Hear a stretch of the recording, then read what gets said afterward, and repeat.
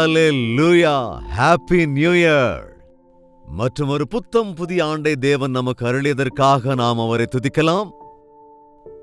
தேவனே, உமக்காகவே இந்த வருடத்தில் நான் வாழ்வேன், 100% உம்மையே சந்தோஷப்படுத்துகிற விதத்தில் உம்முடைய வார்த்தையின் அடிப்படையில் நடப்பேன் என்று ஒரு தீர்மானத்தை எடுத்துக்கொள்ளலாம். வாட்ச் நைட் சர்வீஸுக்கு நீங்க போயிருந்தீங்களா? புது வருட ஜெப கூடுகையிலே பிரவேசித்தீர்களா? வாருங்கள், விடிந்திருக்கிறது தேவனுடைய வார்த்தையோடு கூட இந்த நாளில் இருந்து மரண பரியந்தம் அவருக்கு நம்பிக்கைக்குரியவர்களாக இருக்க அவருடைய கிருபைக்காக வேண்டிக் கொள்ளலாம்.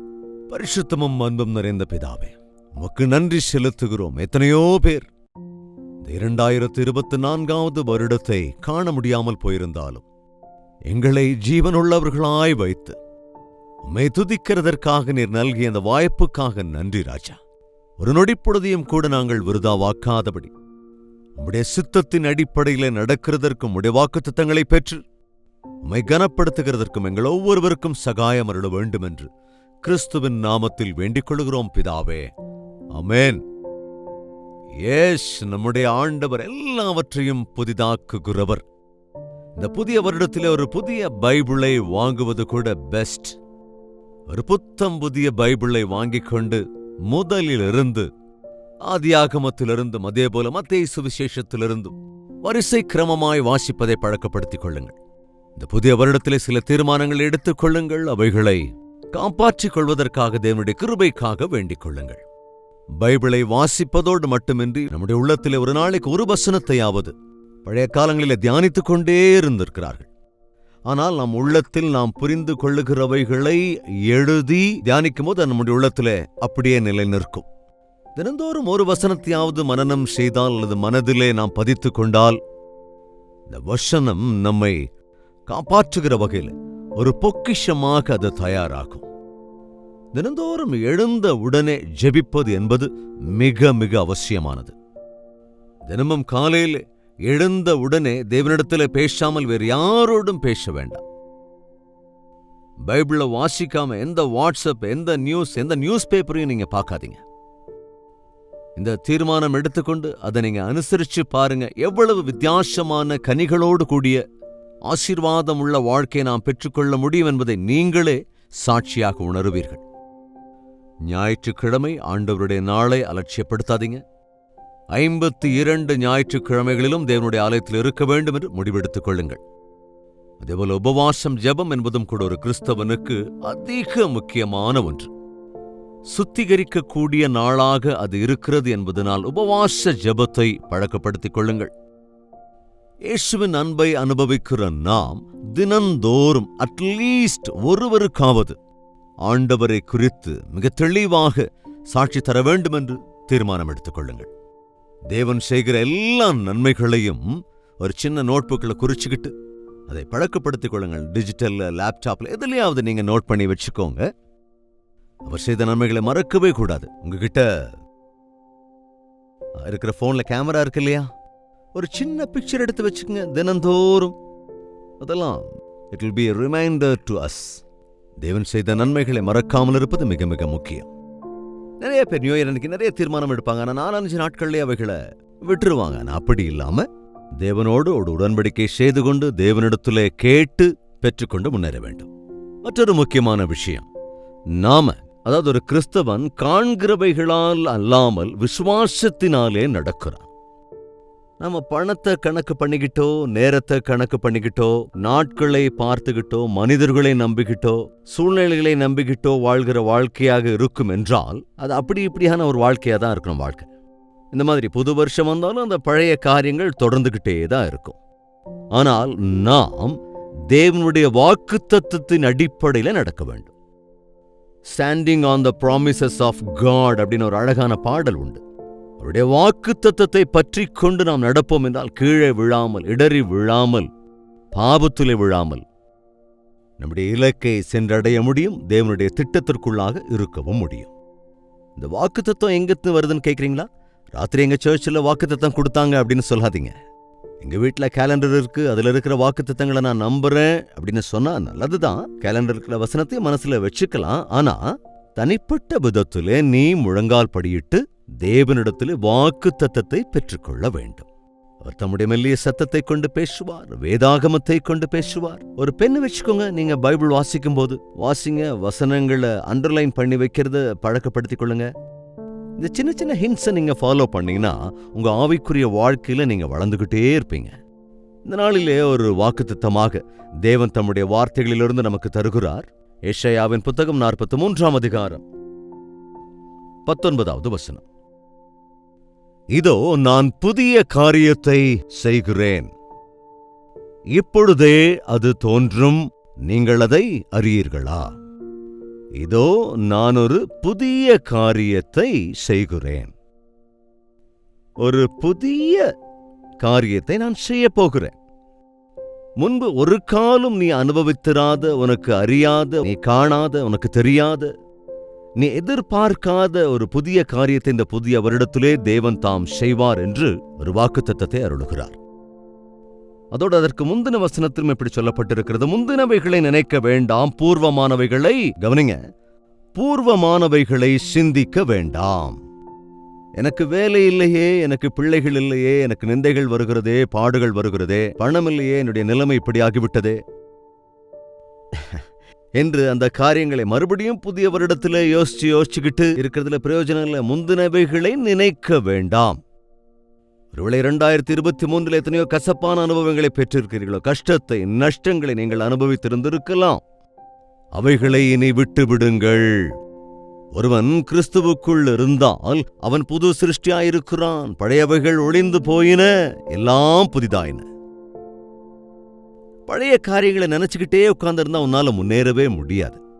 தேவன் புதிய காரியத்தை செய்வேன் என்கிறார், பழசு ஏன் பிடிச்சுக்கிட்டே உட்கார்ந்திருக்க? நான் ஒரு புதிய காரியத்தை செய்வேன். எனக்கு தெரியாது யாரிடத்திலே யாருக்கு என்ன புதிய காரியத்தை செய்வேன் என்று ஆண்டவர் சொல்கிறார், எனக்கு தெரியாது. ஆனால் கட்டாயமாக நீ எதிர்பார்க்காத ஸ்தானத்திலே உன்னை உயர்த்த வேண்டும் என்று அவர் ஆசைப்படுகிறார். எத்தனையோ தரம் செய்த முயற்சிகள் எல்லாம் ஒருவேளை வீணாகி இருக்கலாம். இந்த விஷயம் உன்னுடைய முயற்சிகள் எல்லாம் பலன் தரும்படியாக தேவன் ஒரு காரியத்தை செய்ய போகிறார்.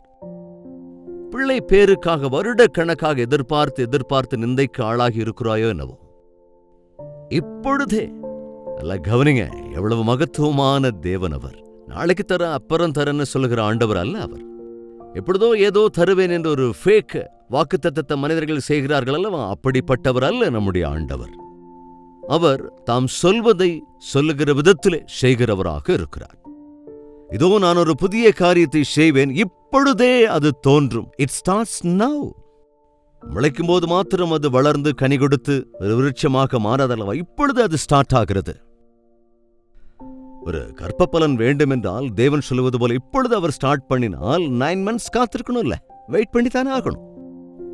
சில விஷயங்களே சில மாதங்களோ அல்லது சில வருடங்களோ காத்திருக்க வேண்டியது அவசியம். ஆனால் ஆல்ரெடி ஆண்டவர் அதை ஆரம்பித்து விட்டார் என்பதை விசுவாசிக்க வேண்டும். கவனிங்க, ஒரு தலைவனாக ஆக வேண்டும் என்றால் ஓவர் நைட்ல நீ தலைவனாகிவிட முடியாது. எகிப்து தேசத்திலே மோசேயை கொண்டு தேவன் ஒரு காரியத்தை நடப்பித்தார். அதற்கு முன்பு அவருடைய தீர்மானத்தின்படி மோசேயை ஒரு தலைவனாக ஆக்கினார். But it took 40 years. மிகுந்த சாந்த குணமுள்ளவனாக அவன் ஆனான், நம்பிக்கைக்குரியவனாக தயாரானான். எஸ், இப்பொழுதே நான் செய்கிறேன். ஆனால் அது ஒரு பெரிய காரியமாக உன்னுடைய வாழ்க்கையிலே ஒரு நாள் நடக்கும்.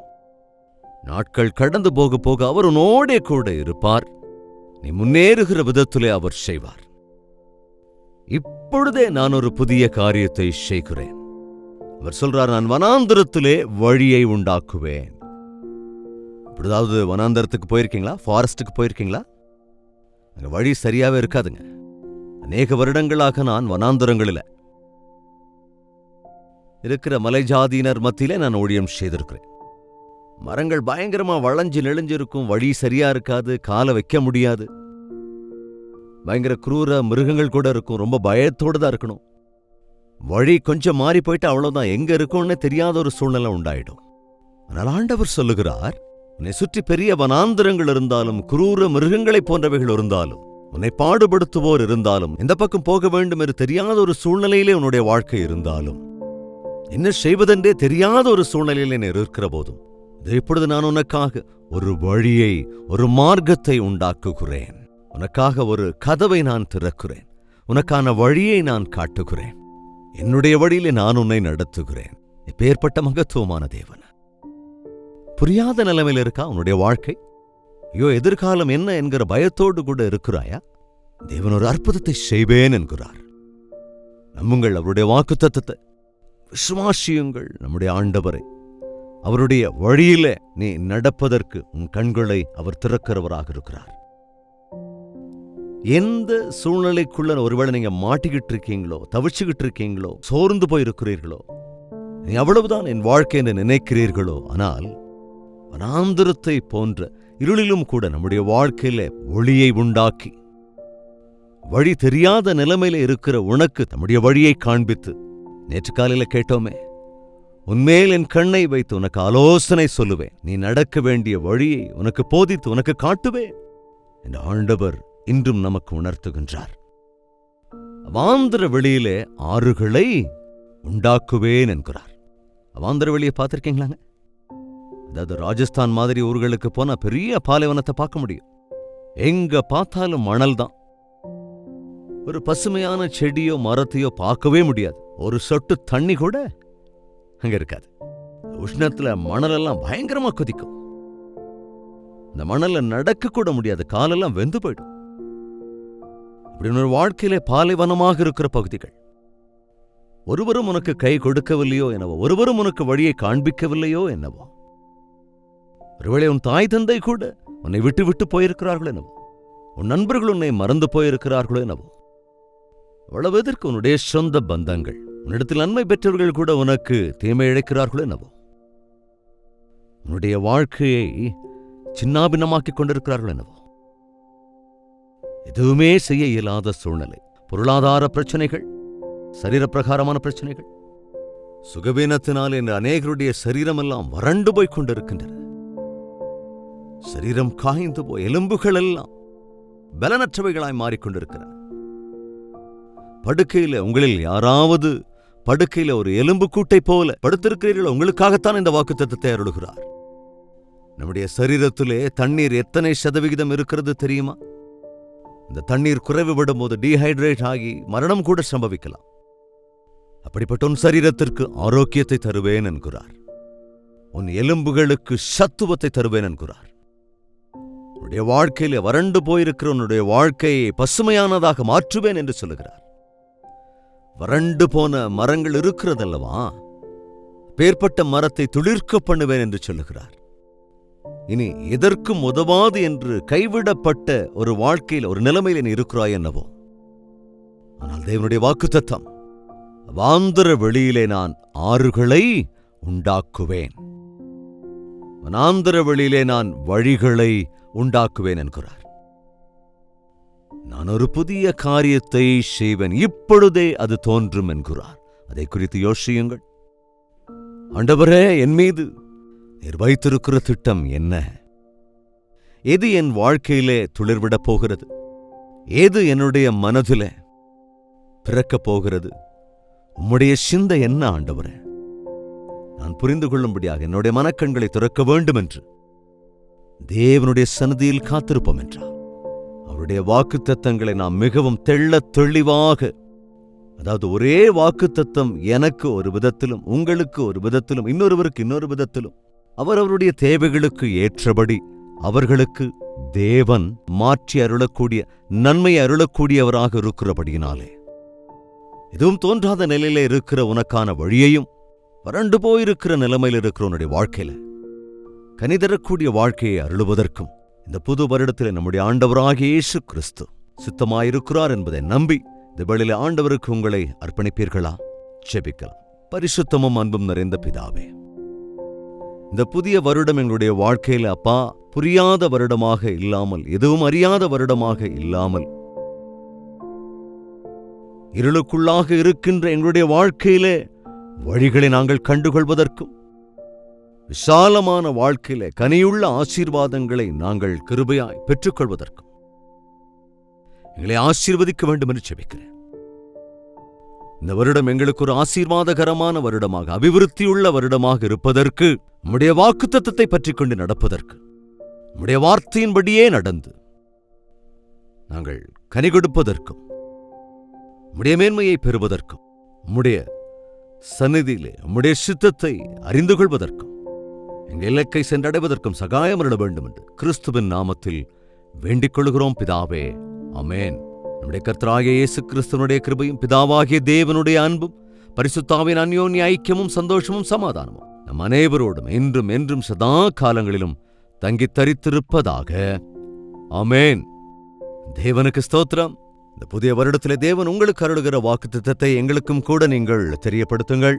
அதாவது உங்கள் வாட்ஸ்அப் மெசேஜ் மூலமாக, டெக்ஸ்டாகவோ வாய்ஸ் மெசேஜாகவோ அனுப்பி வையுங்கள். உங்கள் எல்லோருக்கும் இன்னொரு முறை happy and blessed prosperous new year. God bless you all. இந்த வருடம் ஒரு தனித்துவமான வருடம். இது ஒரு லீப் இயர். சோ இந்த வருடத்திலே 366 நாட்கள் இருக்கின்றன. அதற்காக தேவனை துதிக்கலாம். ஒரு நாளை எக்ஸ்ட்ராக தந்திருக்கிறார். எனவே அதை வேஸ்ட் பண்ணாதபடி அந்த நாளையும் பரிபூரணமாக தேவனுக்காக பயன்படுத்திக் கொள்ளலாம். ஆண்டவருக்கு சித்தமானால் கால்வரி சர்ச்சுடைய சென்னை ஐஸ்வர்யா மஹால நியூ இயர் சர்வீஸ் நடைபெறுகிறது. கூடுமானால் வாருங்கள். நாங்கள் லைவ் தர முயற்சி செய்கிறோம்.